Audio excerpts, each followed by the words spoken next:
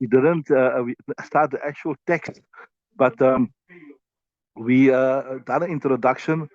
تقدم نساب الطهر حقيقة حكما. Right, so we said that for something to be haid, a bleeding to be haid, we're just repeating the last thing we discussed yesterday. It must be preceded by a tuhar, right? It must be preceded by a complete tuhar. So I did explain this, but I want to just expand on this.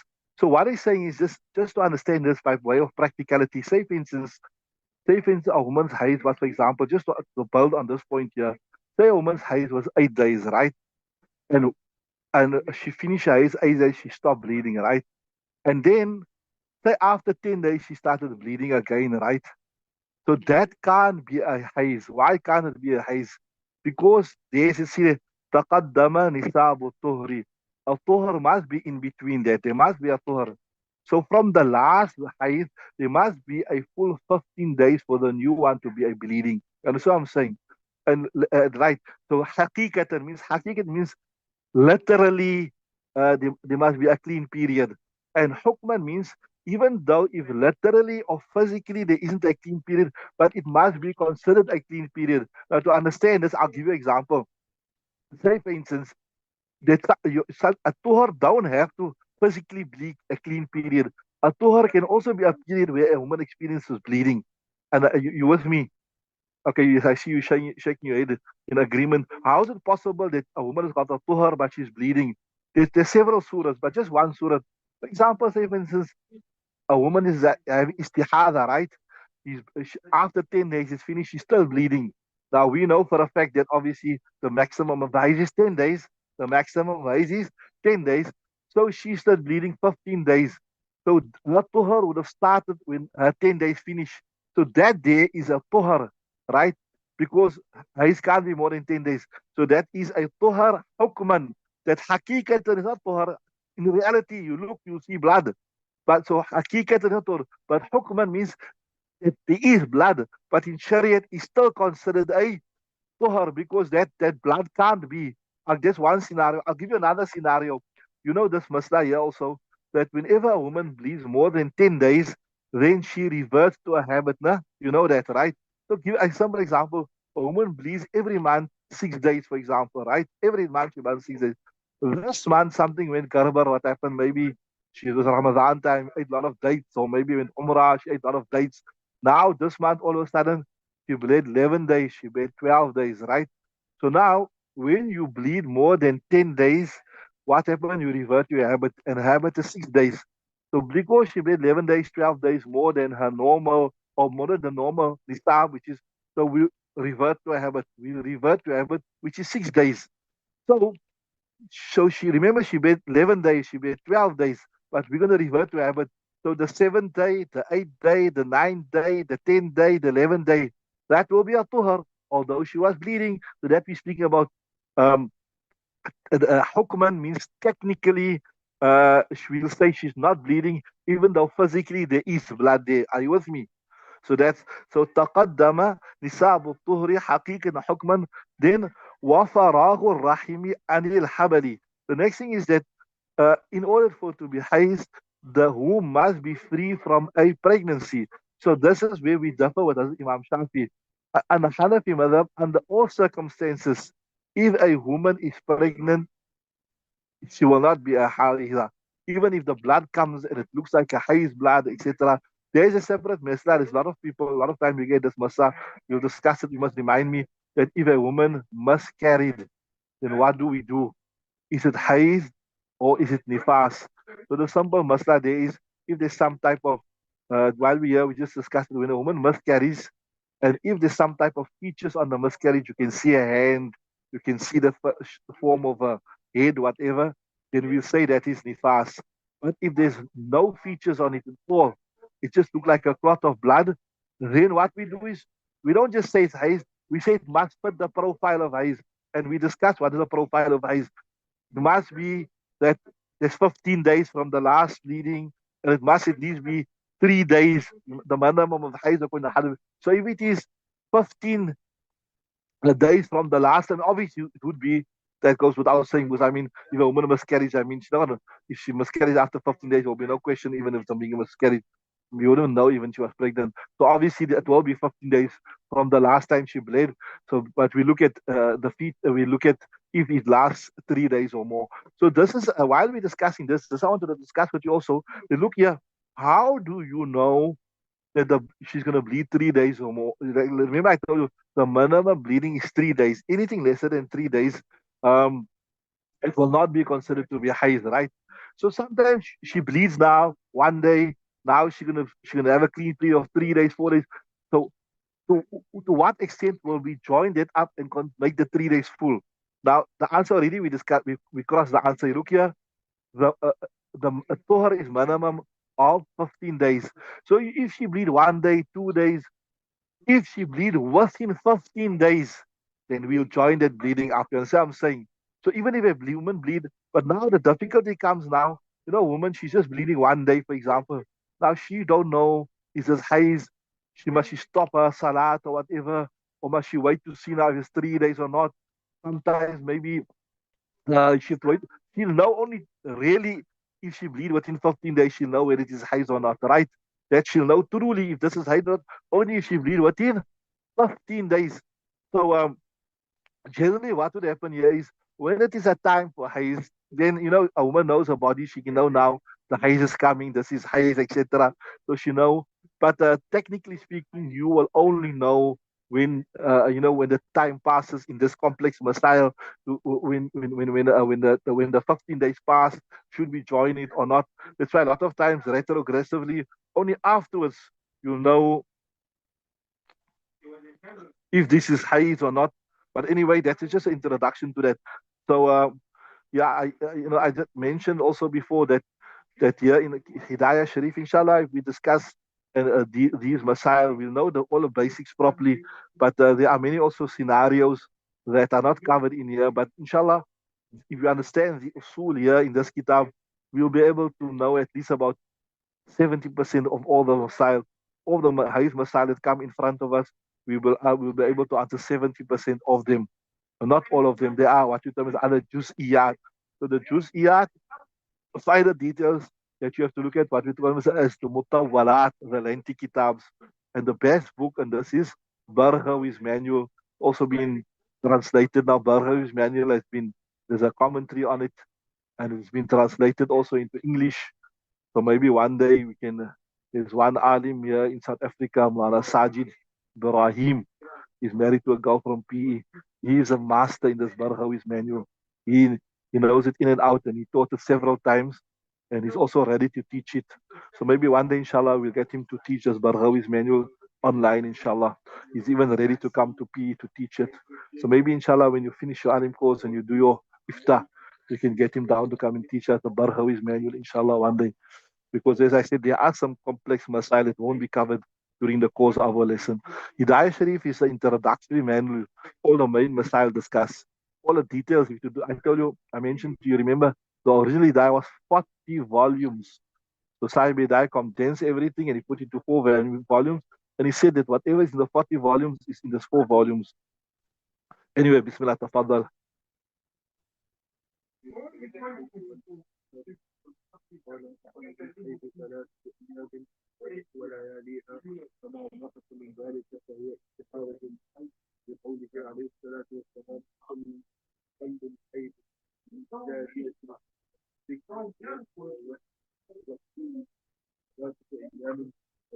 Okay, Bismillah ar-Rahman ar-Rahim. أقل الحيض 3 أيام ولياليها. The least of Haidh is 3 days and 3 nights.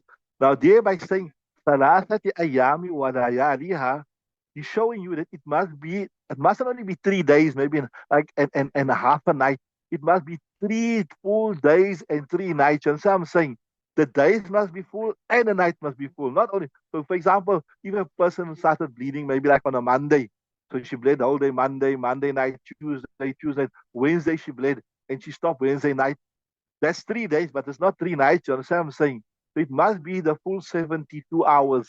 You understood? That's the benefit of saying ثلاثة أيام ولياليها. So anything that is lesser than 3 days and 3 nights will not be haid. Then like I explained to you earlier, so the difficulty come here now. What is a cutoff to say?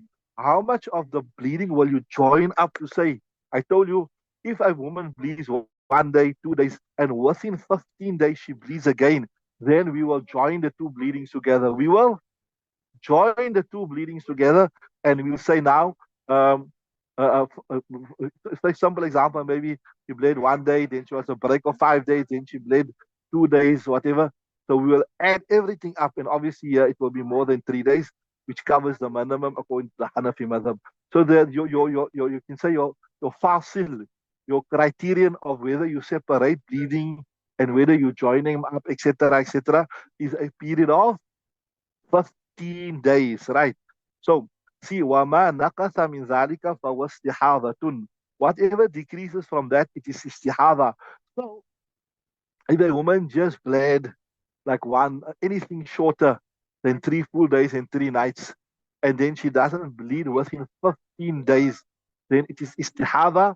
Yes, sir, we discuss in detail. What does istihada mean? Istihada is exactly the opposite of the haid. It is not that bleeding which exempts you from reading salah, or disallows you or disqualifies you from touching the Quran and entering the masajid and entering the haram, etc. So it is like in simple words, you can say it is like a normal breaker of wudu. It's as though she's bleeding from her finger, she's bleeding from her nose or whatever. And then the normal laws of nawaqid wudu applies, that you'll have to make a fresh wudu every time it occurs, unless it covers a whole salat time. From the beginning of the salat time till the end of the salat time, she don't even get about the 5 or 6 minutes in between to make wudu. Then and read the salah, then that will be if she doesn't get it, then she will be obviously a ma'zura. I did mention yesterday also, people often confuse mustahada with ma'zura. You can be a mustahada, but you're not a ma'zura. You can be discharging from the front randomly, but that doesn't necessarily make you a ma'zura. Uh, you must have istihada for a full salah time.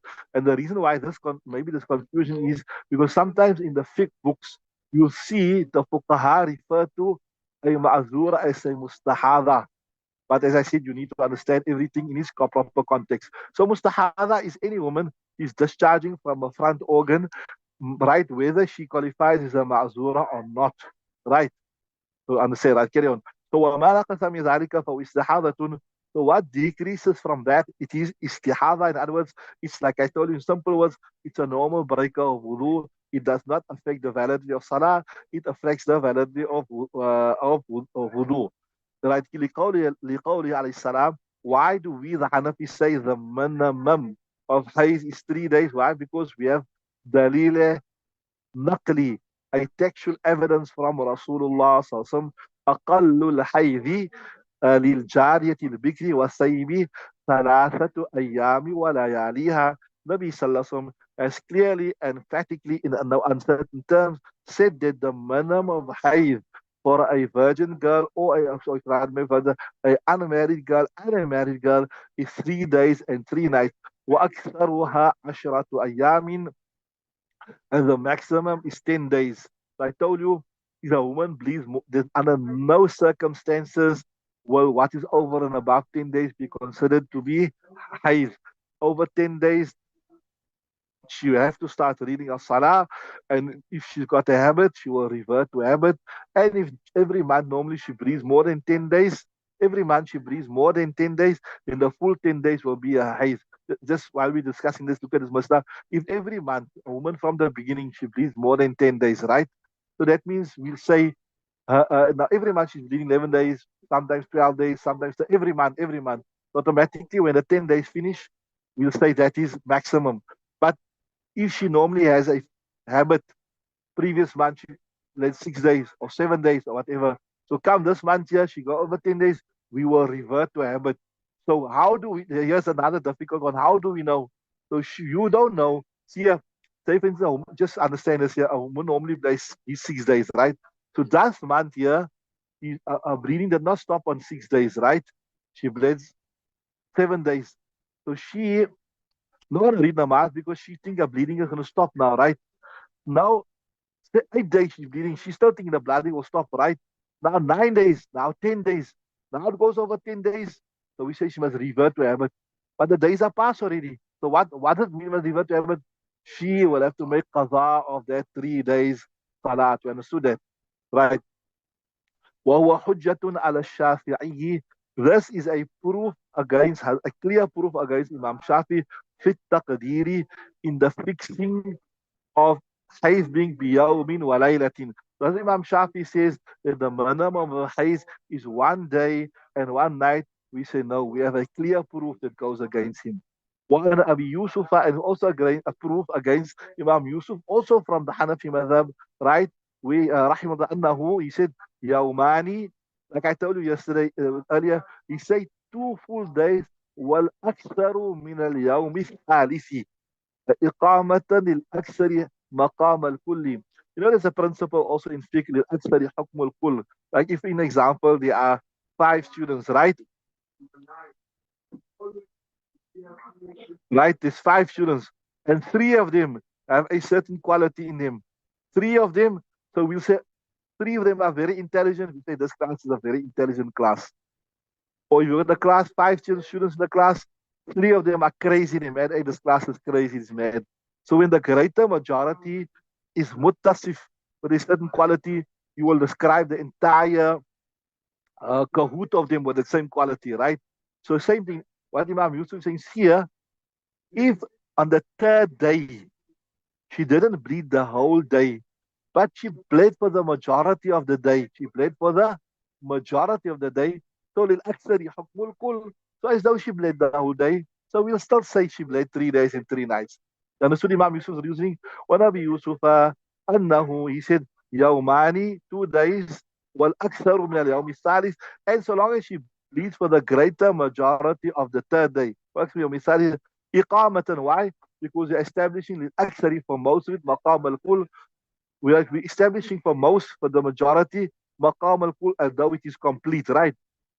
We say, قلنا هذا نقص عن التقدير الشرعي. We say in simple words to understand this. If I tell you, Luqman, please bring me 2 apples there, or bring me 3 apples. Then you bring me 2 apples. I say, but why you brought me 2 apples? I said 3 apples. You say, but yeah, you know, two, it's close to 3. It is like aksar hukmul kul. We say no. When you mention a number, when you mention a number, when you then the only way you can be fulfilling that is that you must give that full number. Like you, yeah, just your barakat now came to my mind. We done this. Where you done this in usul shashi? Thalathata quru', that with the Hanafi madhab say that when a woman is divorced or she's in iddat, she must sit in iddat for 3 full quru', right? And what, how the only way you can get 3 full quru' is that she gonna get her talaq in a hayd, sorry, in her tuhar, because if she gets her talaq in a hayd, it will either be 2.5, it will be 3.5, right? But if you talaq her in the tuhar, then you can get 3 full hayd. After the first tuhar, the one is, then the second one, then the third one. So that we're saying when Sharia has specified and designated a number, then that is khas. What is it? It's a specific number. And when you get something specific in Shariat, you will only, when you get a specific injunction in Shariat, when you get a specific injunction in Shariat, the only way you will be exonerated and you will be relieved is when you practice upon the specificness of that instruction. So yeah, same thing we're saying, like how we said, you have to have 3 full hays. Then you'll be making amal on the khas. Remember, tazkur, amdasita, tazkur ya Luqman.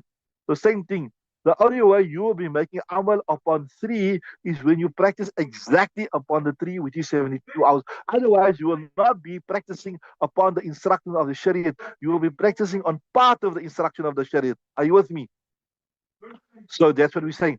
كل هذا نقص عن تقدير الشرعي. If you're going to go to say no 2 days and the majority of the 3rd day, you are decreasing from the quantum, or from the quantum, or from the specification, or the right word, you specification, or the what's the right word? I'm looking. There's another word, like the what the Shariat has fixed.